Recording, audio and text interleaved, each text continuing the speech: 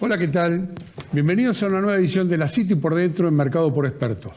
Hoy estamos en compañía de un amigo, Aldo Abraham, economista, director de la Fundación Libertad y Progreso. Hola, Aldo, ¿cómo estás? Muy bien. Bienvenido. Un gusto estar acá, como siempre. Como siempre, muy bienvenido que estemos, poderte consultar, ver un poco las alternativas que hay económicas, actualidad, de toda la funcionalidad que se presenta en esta Argentina tan variante, ¿no?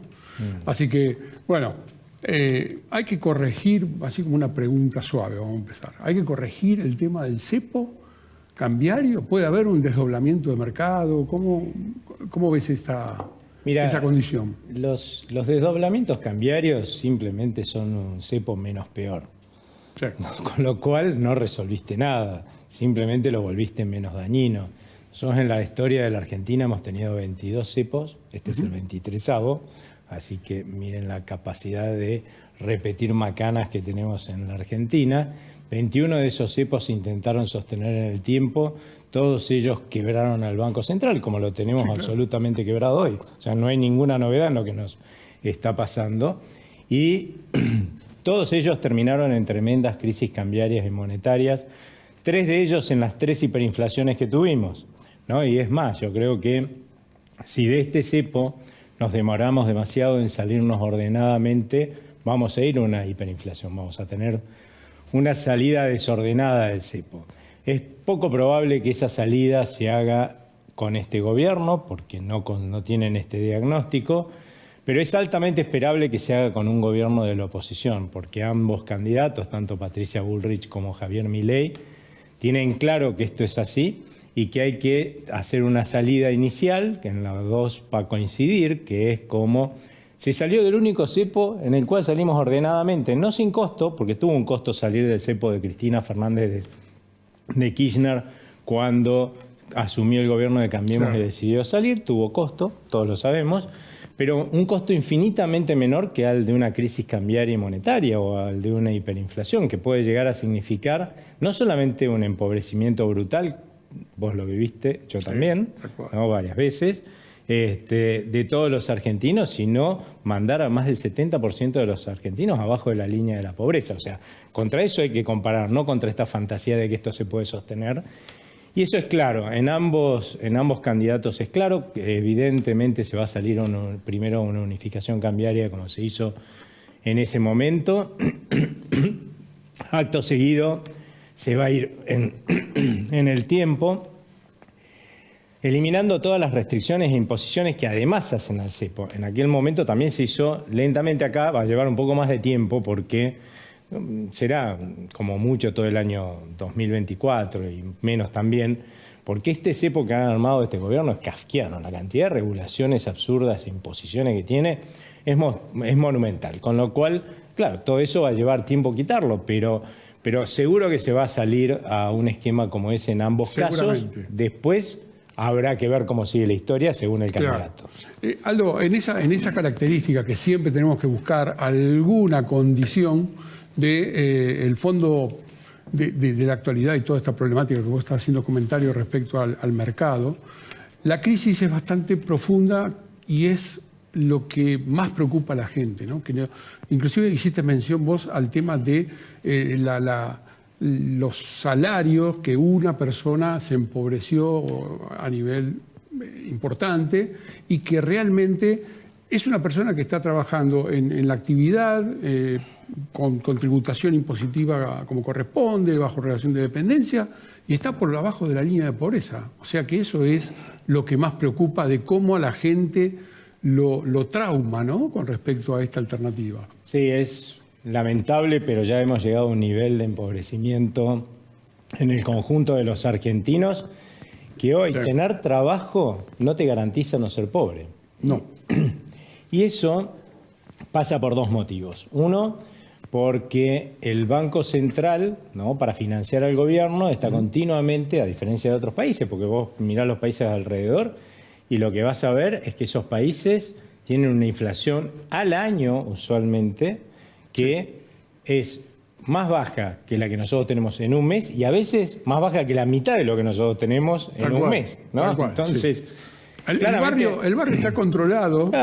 Pero o sea, entonces es que no hay milagro, ¿no? Deberíamos preguntarnos por qué pasa. Y claramente si nuestros funcionarios llamaran a sus equivalentes en otros países, lo que le van a responder del otro lado, ¿no? Al ministro de Economía, al presidente de la Nación, al presidente del Banco Central, miren, nosotros no hacemos congelamiento de precios, ni andamos domesticando empresarios, ni nada de eso. Lo que tenemos es un Banco Central, ¿sí?, que su prioridad es independiente y su prioridad es respetar a los ciudadanos, y para eso le tiene que dar una moneda estable y confiable. Y para que eso suceda, produce moneda en tanto y en cuanto la gente la demanda. Entonces, tiene una moneda estable y confiable. Si se da vuelta y mira la historia del Banco Central argentino, más del 80%, su objetivo fue financiar los excesos de gastos del gobierno de turno. Produce todos los pesos que los gobiernos le demandan, muchísimo más de lo que nosotros queremos, y entonces lo que termina sucediendo es que si vos producís más de algo que de lo que la gente quiere, baja su precio. Bueno,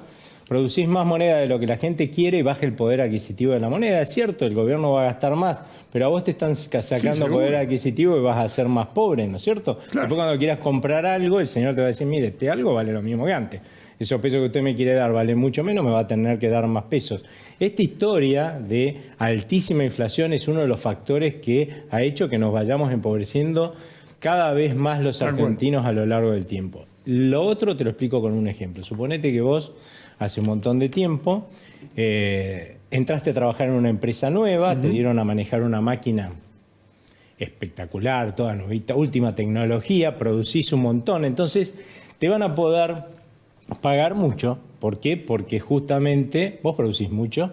Ahora, imagínate que este empresario que te tomó a vos empiezan a matarlo con impuestos, como los matan actualmente, ¿no? Después le ponen más de 67.000 regulaciones como hay en la Argentina para decirle a los empresarios y a la gente cómo tiene que hacer mejor lo que hace todos los días, que es su trabajo y que le da de vivir. Pero bueno, parece que los funcionarios saben más que nosotros, entonces nos ordena cómo hacer las cosas mejor. Tenés legislaciones laborales que son absurdas, entonces al rato el señor dice, yo no invierto más. Conclusión, vos empezás a trabajar con una máquina que está cada vez más vieja y más atada con alambre, cada vez producís menos.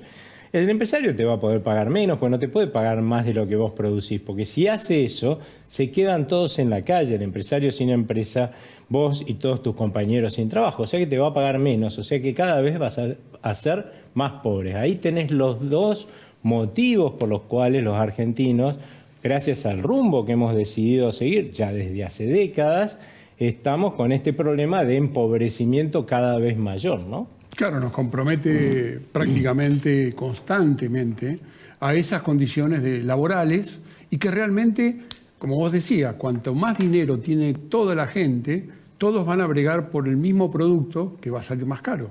Y por consiguiente no lo podés producir porque las máquinas y demás no están al alcance de esa optimización o esa mejora, ¿no? Sí, lamentablemente eso es lo que justamente, ahí es donde vienen errando diagnóstico.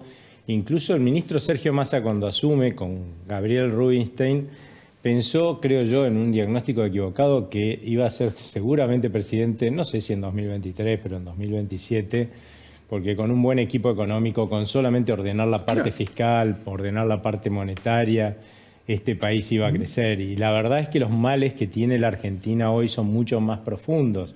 Necesitan de reformas estructurales muy fuertes y urgentes que yo confío, porque venimos trabajando con todos aquellos que fueron candidatos y siguen siendo candidatos presidenciales de la oposición. Confío que todas estas medidas, estas reformas estructurales se van a terminar tomando. Tenemos que sacarnos de la cabeza que acá hay magia, ¿no? Entonces, lo que va a pasar el primer día con cualquiera de los que gane es que van a presentar los proyectos de ley que tengan que presentar para hacer esas reformas estructurales, curar esos males de fondo. Seguro.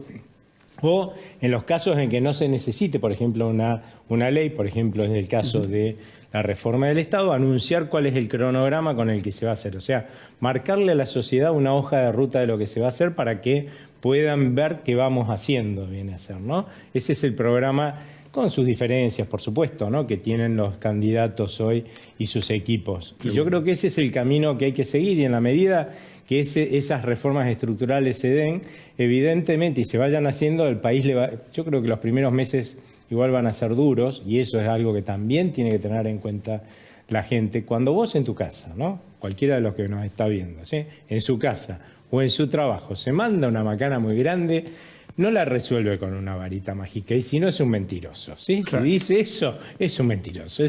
Uno agarra y dice, uy, qué macanón me mandé, vamos a tener que ponernos pico y pala, a ver, fue esfuerzo y sacrificio, a ver cómo lo resolvemos, y una vez que lo resolvimos, bueno, estamos tranquilos porque las cosas van a funcionar bien porque resolvimos ese problemón, ¿no? Bueno, claro, nos va a pasar lo mismo rumbo, como país. ¿No? Claro. O sea, te preocupás para mejorar el rumbo, y cuando volvés a tener el sendero de la buena voluntad como para buscar la solución, ahí volvés a encaminar. Exactamente. Acá fíjate, lo que pasa es que cada vez te la alejás más del curso, de la autopista que tenés que tomar, y va por el pasto. Y cada vez el pasto entras al medio del campo y te va cada vez más lejos. Sí.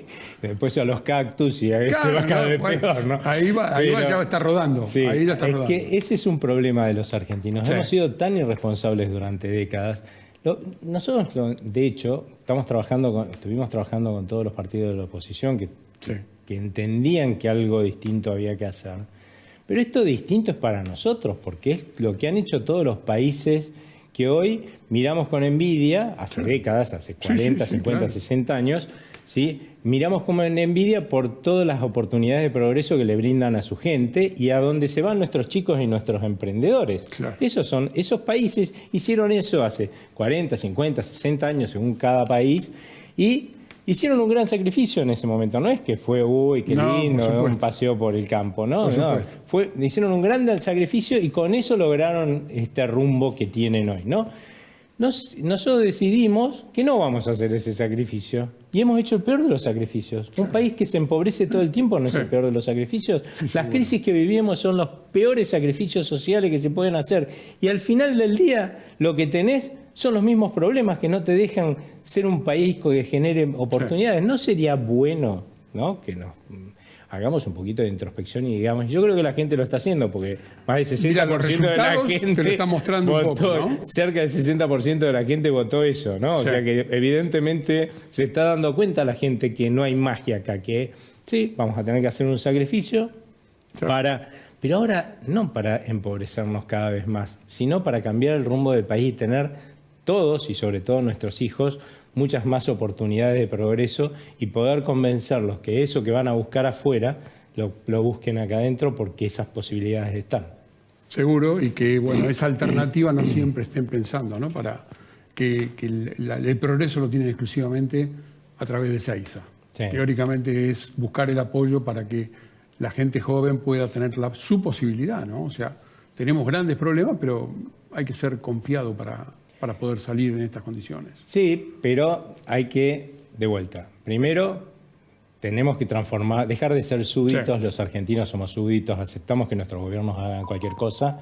Segundo, tenemos que, por lo tanto, volvernos ciudadanos, y un verdadero ciudadano no solamente, acá con suerte se informa a la gente cuando va a votar, ¿no? Tal cual. Bueno, no solamente hay que informarse al ir a votar, sino que además, cuando uno elige a alguien para que ocupe un cargo, luego lo tenemos que controlar.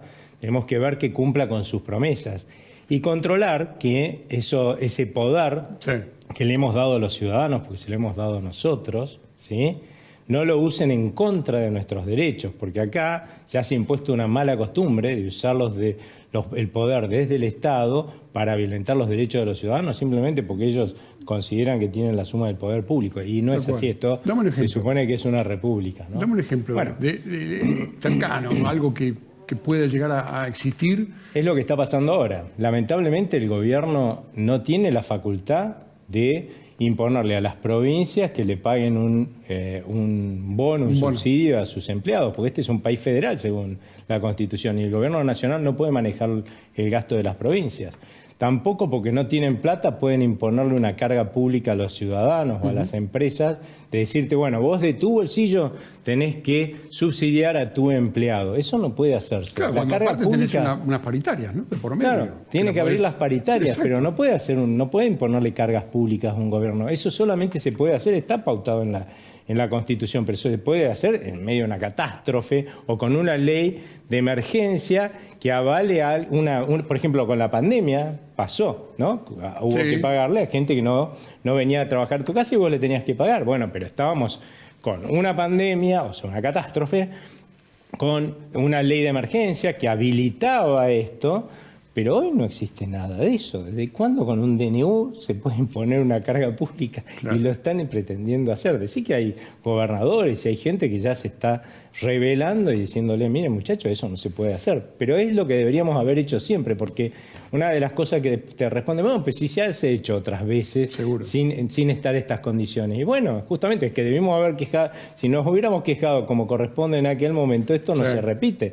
Se va a repetir 1000 veces y lamentablemente en la medida que se siga repitiendo, no solamente vamos a ver cada una nueva vez más afectados nuestros derechos, sino que imagínate un señor que está evaluando, argentino o extranjero, invertir en la Argentina. Dice, claro, yo pongo mi plata allá, genero empleo, producción, crecimiento, bienestar, y de golpe viene un gobierno y porque se le ocurrió, me obliga a pagar un bono, un subsidio. No tiene ningún sentido, ¿no es cierto? Entonces, justamente estas son las cosas, estas violentaciones de nuestra Constitución y nuestra legalidad, de nuestro Estado de Derecho, de nuestra seguridad jurídica, son las que nos han vuelto un país impresentable a cualquiera que quiera hacer una inversión productiva.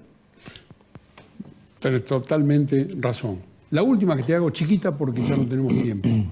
Contame, déjame, aunque sea una reflexión final para este momento, ¿no? O sea, ¿qué es lo que nos ves para el futuro en el corto plazo de acá hasta fin de año?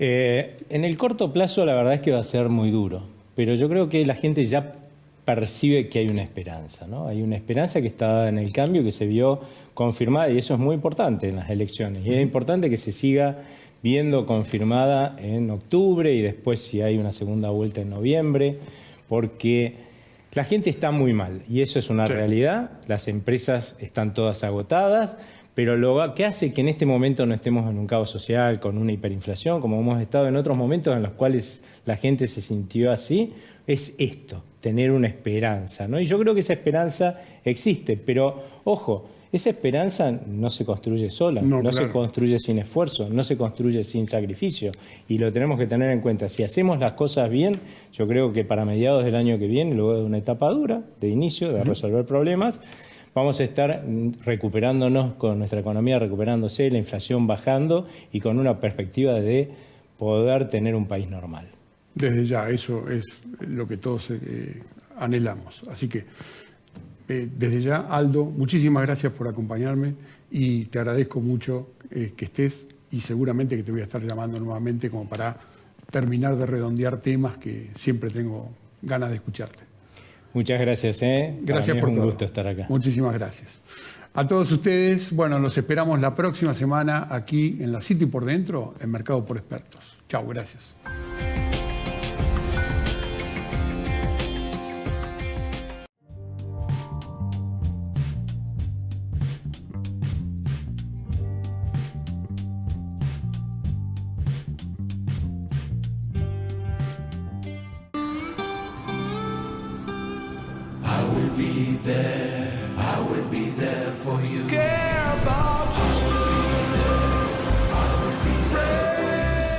En Sancor Seguros estamos junto a vos en todo momento, acompañándote. Sancor Seguros, estamos.